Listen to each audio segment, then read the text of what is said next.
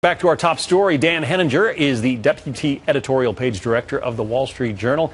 He's with us to talk about, well, the inevitability of Hillary Clinton as a 2016 Democratic presidential candidate. Somebody named Joe Biden says, hey, maybe not so fast, huh? Well, at least his friends are saying maybe not so fast. And, I think it's a legitimate idea, John, the fact that the vice president can compete with Hillary Clinton. Make no mistake, she's the odds-on favorite, another historic presidency, potentially first woman to enter the White House. Nonetheless, the vice president has a lot of standing inside the Democratic Party.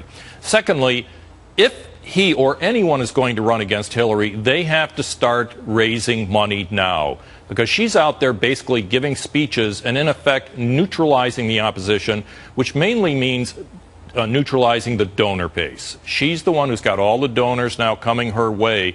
You've got to raise about $1 billion to run for the presidency now, John. And if Joe Biden is going to do that, he has to get out there and start tapping some of those donors himself. But Hillary was the inevitable candidate last time around, and we know what happened. 2008, yeah, she was going to win, and then some fellow came out of left field, literally, named Barack Obama. Now, there's a story inside that, John. The Democratic left of the party has never really trusted Bill or Hillary Clinton. The idea that they triangulate, they have friends on Wall Street, they think they're too centrist. And their candidate was Barack Obama, and they helped him defeat Hillary back in 2008. And I don't think that distrust of the Clintons has gone away. Whether it would transfer to Joe Biden is an open question. But party professionals out in the, she's been flying around the world, a million miles, talking to heads of state.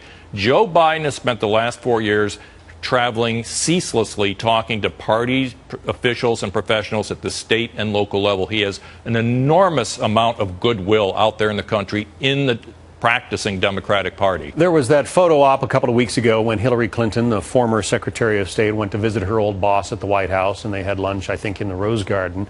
But President Obama has sort of bragged about the fact that he and Joe Biden have lunch together all the time. Yeah, well, the other big prize that's sitting out there for some candidate is the Obama Re-election Campaign Organization, that huge database they have that's in there.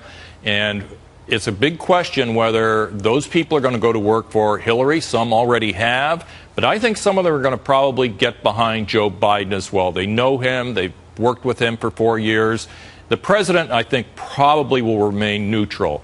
But I always have thought, John, that the relationship between Barack Obama and Hillary has always had a little bit of a love-hate process, too, because they competed intensely back in 2008. Yeah, well, and one of the things that helped propel Barack Obama into the White House in 2008 was that he was this young, fresh face. Hillary Clinton is going to be 69 on Inauguration Day in 2016. Joe Biden is going to be 74. Yeah, and they're both going to look like old politicians. They've been around a long time, whereas I think almost any Republican you can think of is going to be more youthful, going to be a fresher face. And then at the national level, when the general election comes around, I think that's going to count for something. John, we are a long way from the general election in 2016. A lot of things can happen. The idea that Hillary is thought to be inevitable right now is almost too early. She could start boring people by the time 2016 comes around.